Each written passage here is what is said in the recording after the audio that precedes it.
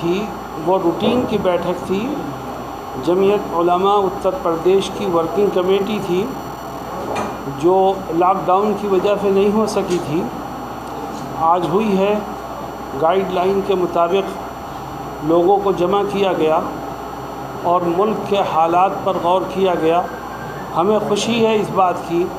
کہ صوبے کے کونے کونے سے اور ہر ضلع سے جمعیت کے ورکرز آئے اور اس میں بڑی خوشی سے لوگوں نے حصہ لیا، جو ابھی تک چل ہی رہی ہے۔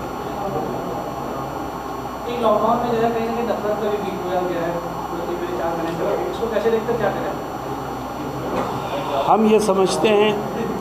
کہ ملک میں کچھ طاقتیں ایسی ہیں جو نفرت کا بیج بو کر یہاں کے امن، محبت اور الفت کی پرانی روایات کو ختم کرنا چاہتے ہیں، اور خاص طور پر کرونا کا نام لے کر جس طرح سے مسلم تنظیم کو، مسلمانوں کو نشانہ بنایا گیا ہے، وہ نہایت تکلیف دہ بات ہے۔ اس بات کو باور کرانے کی کوشش کی گئی کہ ملک میں کرونا مسلمانوں کے ذریعے سے پھیل رہا ہے۔ ہمارے جن بھائیوں نے، جن چینلوں نے، جن ساتھیوں نے یہ باتیں کہیں، انہوں نے دوسرے دیش کے لوگوں کو ہندوستان پر ہنسنے کا موقع دیا۔ باہر کے لوگوں نے کہا کہ یہ انٹرنیشنل وبا ہے، جس کو مسلمانوں کی طرف منسوب کر کے اور ان کے گلے اور ان کے سر ڈال کر کے ہندوستان کی media, T V channels, electronic media, print media در حقیقت اپنے دل کی نفرت کو اجاگر کرنا چاہتی ہے، مگر دیش پیار و محبت سے چلا ہے، چلے گا، اور پیار و محبت اس کا ہمیشہ باقی رہے گا۔ مولانا صاحب، اس دنوں سوشل میڈیا پر تمام ایسی چیزیں ڈالی جاتی ہیں جس کو لے کر بھاری وروध ہوتا ہے۔ ابھی چونکہ نوراتر کا مہینہ چل رہا ہے، فلم کمپنی ہے، اس نے نوراتر کو لے کر کچھ ایسے پوسٹ ڈالے جس کا بھاری وروਧ ابھی چل رہا ہے۔ حالانکہ اس نے پوسٹ ڈالے، اس سے پہلے ہم نے تمام چیزوں کو دیکھا ہوگا، اس کو لے کر کیا رائے ہے؟ میں تو یہ بات کہتا ہوں کہ کسی بھی مذہب کے خلاف کوئی نفرت کی بات اگر کرتا ہے تو وہ دیش سے غداری تو کر رہا ہے، وہ دیش کا وفادار نہیں ہو سکتا۔ چاہے ہندو ہو، مسلمان ہو، سکھ ہو، عیسائی ہو، کسی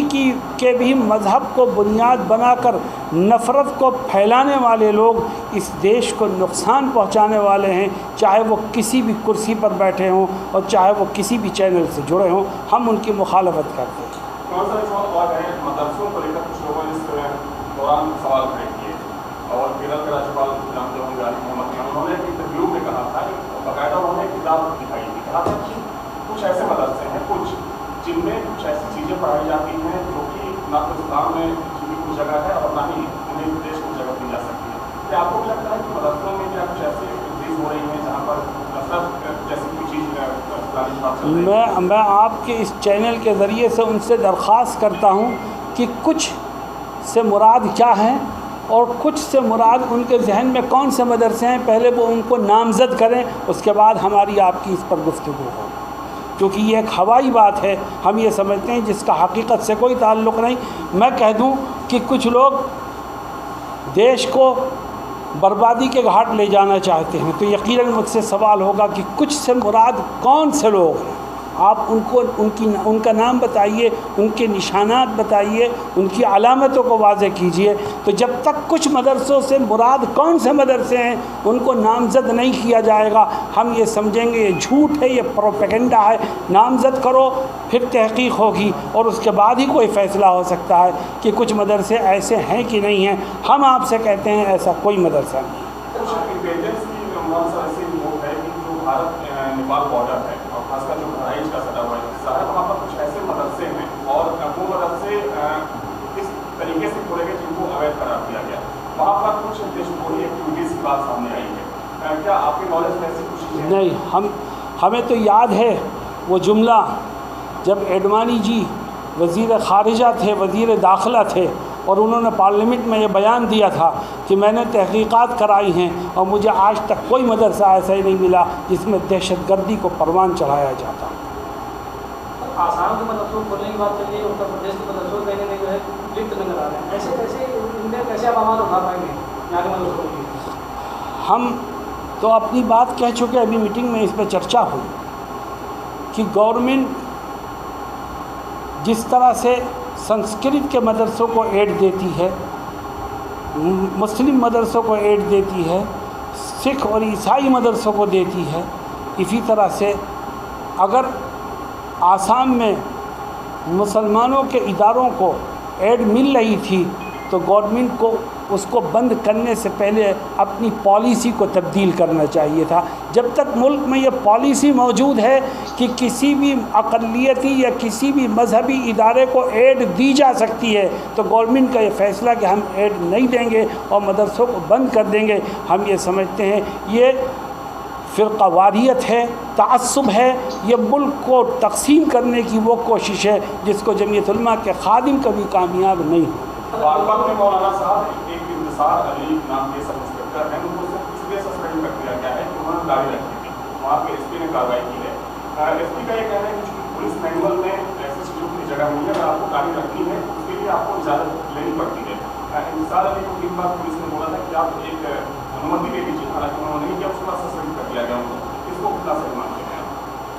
ये केस, इस तरह का केस पहले भी आ चुका है और जमीयत उलमा भी कोर्ट में गई थी इसमें, और कोर्ट ये फ़ैसला कर चुका है कि किसी को मजहबी बुनियाद पर दाढ़ी रखने से किसी भी मुलाजमत से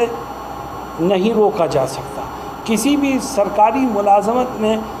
से जुड़ा हुआ आदमी अपने मज़हब की बुनियाद पर अगर दाढ़ी रखना चाहे तो उसे रखने से कोई नहीं रोक सकता, चाहे वो फ़ौज हो चाहे पुलिस हो। इसलिए हम समझते हैं कि ये गैर कानूनी तौर पर उसे रोका जा रहा है जिसकी मुल्क के कानून में कोई गुंजाइश नहीं। पुलिस मैनुअल का हवाला दिया जा रहा है। पुलिस, मैं आपसे कहता हूँ कोर्ट फैसला कर चुका है, क्या ये पुलिस कोर्ट से ऊपर की कोई चीज़ है? हमारे इस प्रोग्राम के मुख्तलिफ एजेंडे थे, कोई एक चीज़ नहीं थी। ये तो एक मीटिंग है, मीटिंग के बहुत से एजेंडे होते हैं, उसमें बहुत सी चीज़ें थी, मुल्क के हालात हैं। इसी तरह से ये जो आसाम में मदारिस के ख़िलाफ़ आवाज़ उठी है उस पर, और लाजमी तालीमी स्कीम आई है उस पर, बहुत सी चीज़ों में चर्चा हुआ और अभी हमारी मीटिंग चली। आपने असर का जिक्र किया, जो गाइडलाइन जारी की गई उसको लेकर क्या आपकी राय है? हम उसे गलत कहते हैं, हम तो कह चुके हैं कि या तो फिर मुल्क का सिस्टम बदलो पूरा, और जब मुल्क के सिस्टम में संस्कृत के इदारों को आप मान्यता देते हो और उनको ग्रांट देते हो तो मदरसों को भी दो, और अगर मदरसे को बंद करते हो तो सबको बंद करो। ठीक है,